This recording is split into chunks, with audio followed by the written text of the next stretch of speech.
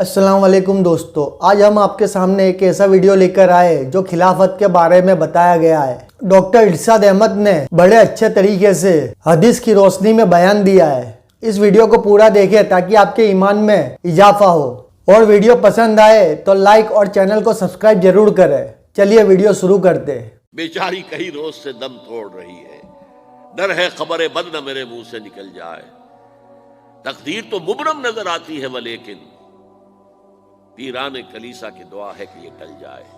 تو پہلی بات میری ختم ہوئی، عالمی نظام خلافت دنیا کی تقدیر مبرم ہے، ہو کر رہے گی، اس میں کسی صاحب ایمان کو کوئی شک، کوئی شبہ، کوئی ریب نہیں ہونا چاہیے۔ البتہ اس کا اب دوسرا پہلو کیا ہے، اس کا آغاز کہاں سے ہوگا؟ پہلی بات تو یہ، ہمارے بعض لوگوں کے ذہنوں میں، سادہ دل لوگ وہ سمجھتے ہیں کہ پوری دنیا میں ایک ہی دفعہ آ جانی چاہیے۔ یہ کوئی علاقائی خلافت تو نہیں ہو سکتی، خلافت تو عالمی ہوتی ہے۔ ان سے میں کہتا ہوں، عالمی خلافت کب تھی جناب؟ یہ تو نہ خلافت راشدہ میں عالمی تھی، کیا ہندوستان شامل تھا اس میں؟ کیا چین شامل تھا؟ کیا یورپ شامل تھا؟ اور پھر جو خلافت کے نام سے جو ملوکیت چلی ہے، وہ بھی صرف آپ دور بنو امیہ میں کہہ سکتے ہیں کہ وہ پورا عالم اسلام کم سے کم اس کے تحت تھا۔ بعد میں خلافت عباس، بنو عباس میں، اور فاطمیین کی خلافت میں، اور آل عثمان جو ہیں آٹومان ٹرکس کی خلافت میں ٹکڑے تھے، حصے بکھرے تھے، کوئی مانتا تھا، کوئی نہیں مانتا تھا۔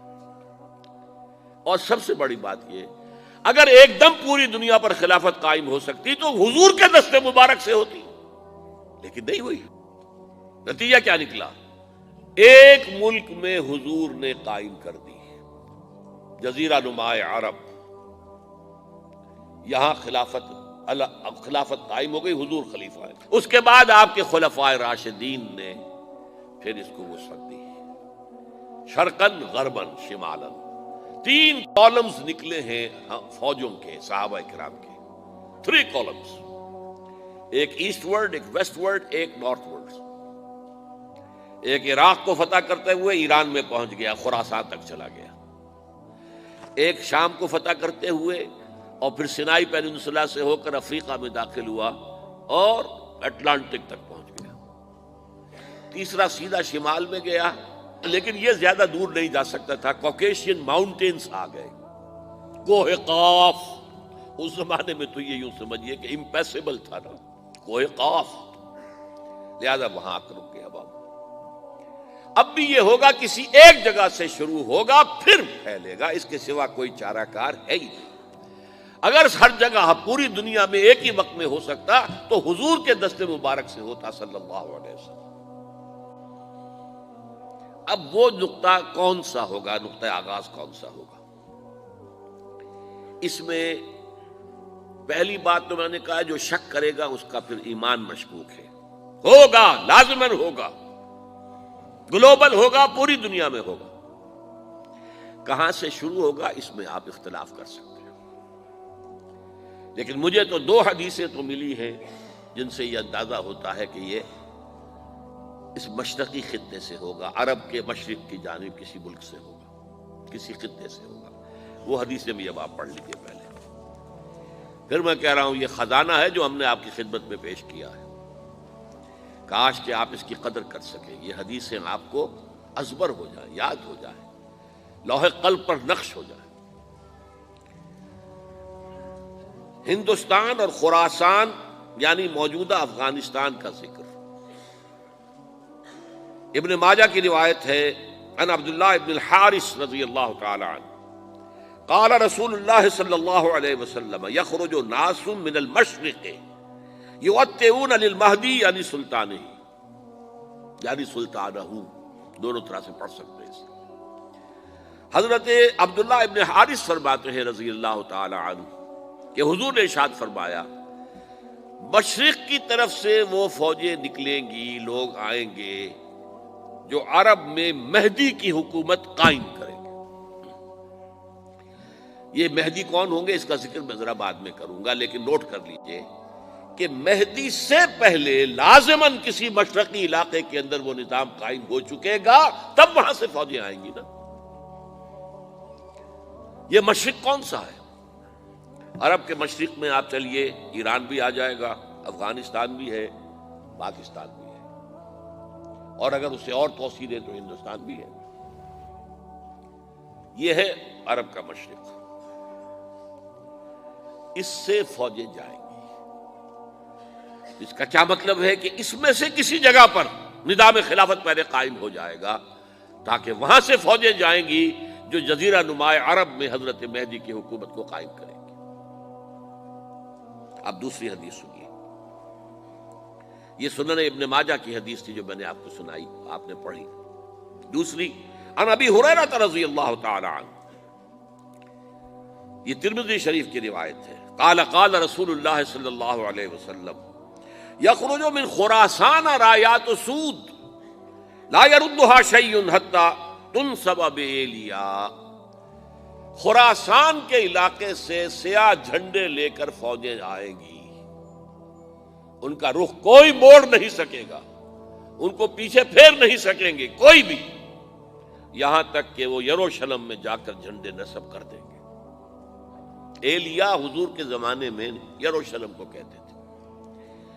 یہ یروشلم تھا جب حضرت سلیمان کی حکومت تھی، اور یہاں پر معبد سلیمانی، ہیکل سلیمانی قائم ہوا، پھر یہ یروشلم ہی رہا ہے تاریخ میں، یہاں تک کہ سن 70 عیسوی میں جب ٹائٹس رومی جنرل نے اس کو گرایا، ختم کیا، سیکنڈ ٹیمپل گرا دیا، اور یہاں سے یہودیوں کو کہا نکل جاؤ یہاں سے، کوئی یہودی باقی نہیں رہا، تب بالکل تہو بالا برباد کر دیا۔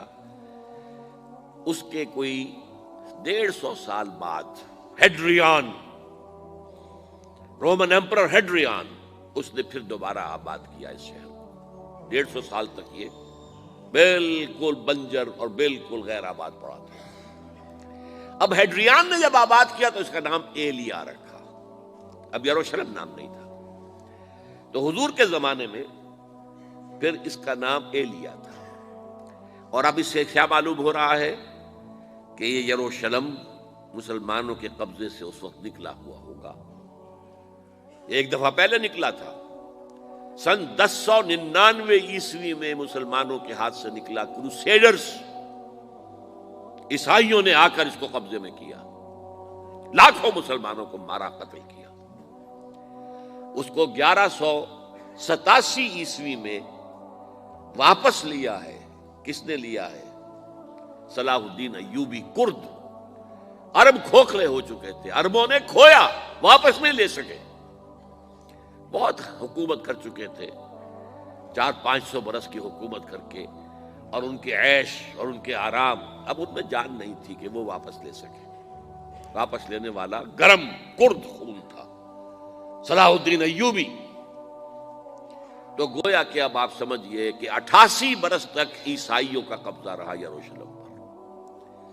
اب 1967 میں یہودیوں نے قبضہ کیا ہے، اور اب 38 برس تو ہو گئے، 88 نہیں تو 38 برس تو ہو گئے ہیں، لیکن وہ دور آئے گا کہ اب پھر لیں گے، لینے والے عرب بھی نہیں ہوں گے، خراسان کے علاقے سے فوجیں آئیں گی۔ یہ خراسان کیا تھا؟ ایلیا تو میں نے آپ کو بتا دیا، یروشلم کا نام ہے۔